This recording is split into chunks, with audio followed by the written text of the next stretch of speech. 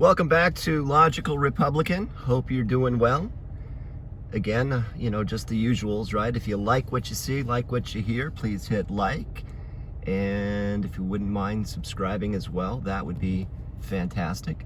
Welcome back to downtown San Francisco. And we just left the theater district. Well, the theater district really is like a block, but they call it the theater district. We are going to go through the famous or infamous tenderloin. And it's not a piece of meat. It is the armpit, basically, of San Francisco. And by the way, I am breaking a law here because in California, you're not supposed to use a phone while you're driving. And so there is a nice fellow over there having a conversation with himself, carrying his bedding. But that is like all too common in this part of town. As I mentioned in one of my last installments, they've cleaned up a lot of this. And when the king from China came to come meet Stumbling Joe for that summit, they had to sweep kind of everything under the rug because, like, heaven forbid Joe or the king, Winnie the Pooh, actually saw like a dirty San Francisco with thousands of homeless people and the remnants of their drug use and drug abuse, the crack pipes and syringes and all of these other things. The drug epidemic in San Francisco, in part caused by China in their smuggling of fentanyl into the country, is responsible for roughly, I think on average, 2 overdose deaths per day in San Francisco. So on my right there, I don't know if you can see it, but that is Glide Memorial Church. And that used to be the Reverend Cecil Williams Church before he passed. And that was the church that Will Smith tried to get into or went to for meals in the movie The Pursuit of Happiness. And if you haven't seen that movie, what a brilliant story, what a brilliant portrayal, and why Will Smith wasn't, I don't think he was even nominated for an Oscar in that movie, but it was just an absolutely moving portrayal. But normally there are lines and lines and lines out here around the block of people trying to get stuff. Now here's somebody carrying their life, tents along the street, more tents. This is like a whole tent city here. I don't know if you can see that, but it's like half a block long of tents, people sleeping in abandoned storefronts. Open air drug market here, open market, I don't know what that is over there, but you can probably get whatever the heck you want there, as everybody is pretty much strung out.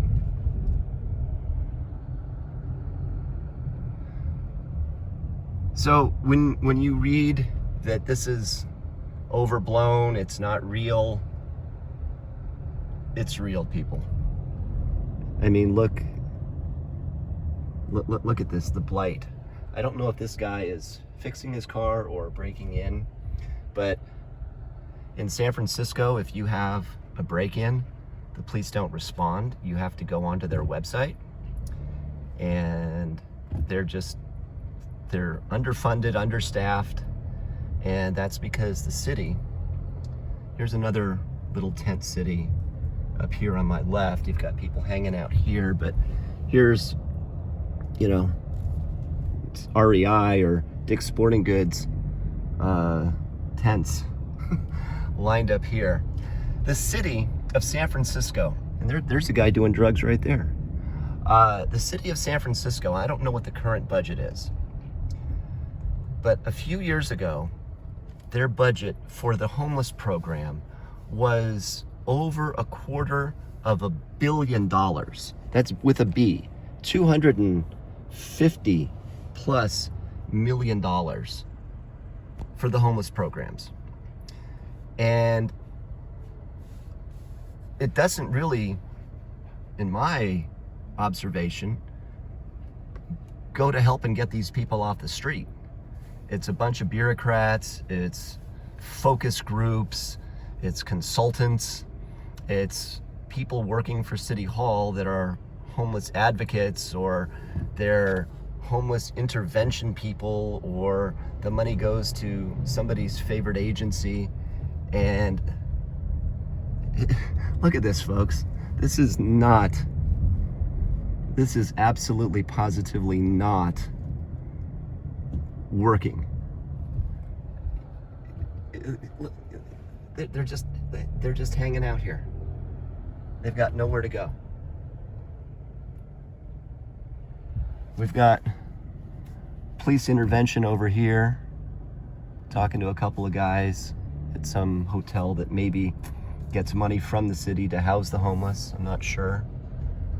But, you know, these guys are just guys and gals are just hanging out on the street corner, and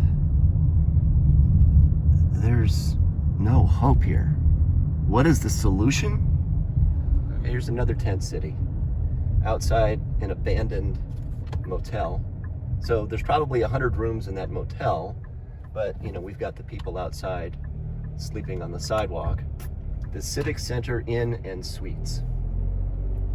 So we just made a right turn onto Polk Street, and this used to be the Mitchell Brothers Theater. So this was like they were like the big porn kings in San Francisco back in like the 70s and 80s. So we're now driving up Polk Street, and this used to be the gay mecca before the Castro.